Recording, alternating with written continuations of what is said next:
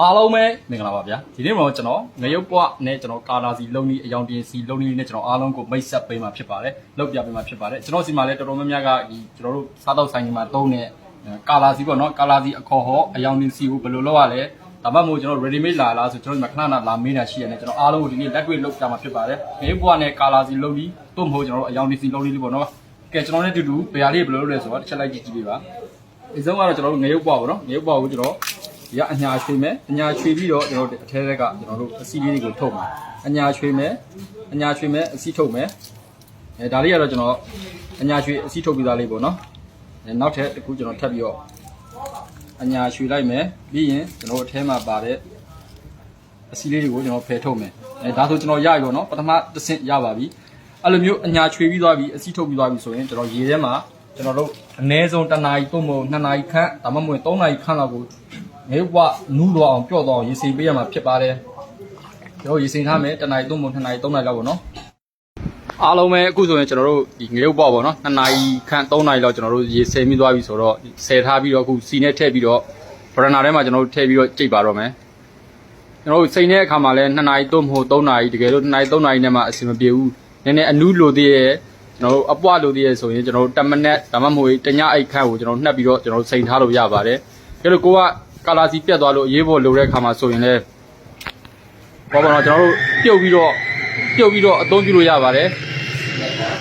ဒါဆိုကျွန်တော်တို့စီလေးထည့်မယ်ကျွန်တော်ငရုတ်ပွားလေးထည့်မယ်စီလေးထည့်မယ်ထည့်ပြီးကျွန်တော်တို့ကြိတ်မယ်ပေါ့နော်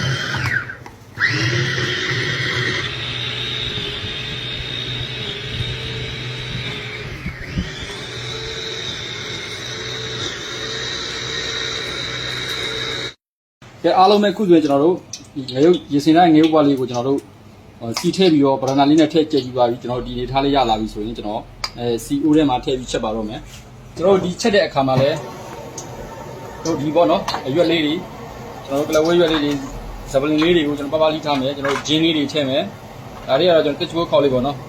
ဒါပါမှကျွန်တော်တို့ချက်လို့ရတယ်ဆိုတဲ့သဘောလည်းမဟုတ်ဘူးပေါ့နော်ဒါလေးကတော့ကျွန်တော်စီလေးမှာကျွန်တော်ကာလာစီလေးမှာအနံ့လေးမှုေးတောင်းကျွန်တော်ထည့်ပြီးအသုံးပြုလိုက်တဲ့သဘောပါပဲ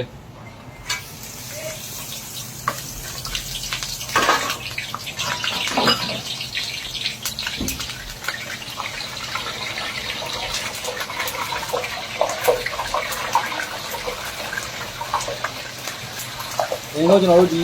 ဇပလင်ရင်းလေးတွေကျွတ်တောင်းအရင်ဆုံးစီပူလေးနဲ့ကြော်ပေးရပါမယ်ကြော်ပေးပြီးပါပြီဆိုရင်ဒီကောင်လေးကိုကျွန်တော်တို့ပြန်ဆယ်ထုတ်ထားပါမယ်ကျွန်တော်တို့ဒီမှာဇပလင်လေးကြီးကြီးလေးကြော်ပြီးပါပြီဆိုတော့ဘေးကိုအရင်ဆုံးဆယ်ထားမယ်ပေါ်ပါပြီးသားဆယ်ထားပြီးပါပြီဆိုရင်ကျွန်တော်ငရုတ်ပွားလေးထည့်ပါမယ်တိတ်ထားတဲ့ငရုတ်ပွားလေးတွေ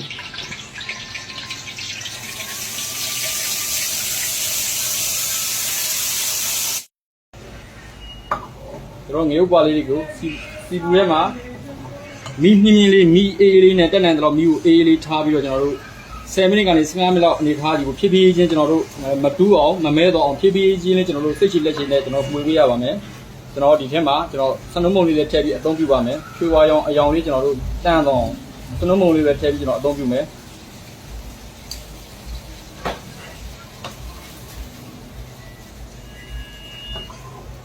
မီးကိုတက်နိုင်တော့ကျွန်တော်တို့အေးလေးထားမယ်မြင်းမြင်းလေးပေါ့နော်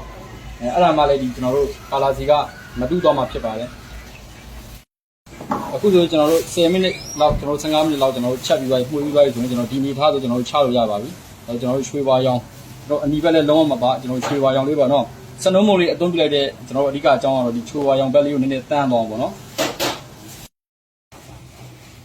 ဒါဆိုကျွန်တော်တို့ဆိုင်နေခေါ်ကာလာစီအယောင်မြင့်စီရပါပြီဒီစီရဲ့တော့ရတဲ့ဟင်းပွဲကြီးကတော့ကျွန်တော်ချင်းဆက်ဟင်းပွဲမှာအဓိကထားပြီးအသုံးပြုတာပေါ့နော်ဥပမာကျွန်တော်တို့ချင်းဆက်ဟင်းရီတုံရဟင်းရီဘာညာချင်းဆက်ထမင်းကြော်ချင်းဆက်ခောက်ဆွဲကြော်တက်ချင်းဆက်ဝက်ရှင်ဆက်ဒီမှာအဓိကသုံးတဲ့ကာလာစီလေးပေါ့နော်ဒါကိုယ်တိုင်လောက်ရတဲ့ကာလာစီလေးပါ ready made ဒါလည်းဟာလို့မဟုတ်ပါဘူးကဲအားလုံးကိုကျေးဇူးတင်ပါတယ်ကျွန်တော်ရဲ့ဒီဗီဒီယိုလေးကိုကြိုက်နေတဲ့ဆိုရင် like and share လုပ်သွားပြီးပါကျွန်တော်ရဲ့ YouTube channel လေးမှာလည်းတွားပြီး subscribe သွားနှိပ်ဖို့မမေ့ပါဘူးကျွန်တော်အားလုံးကိုတောင်းဆိုပါတယ်အားလုံးကျေးဇူးပါ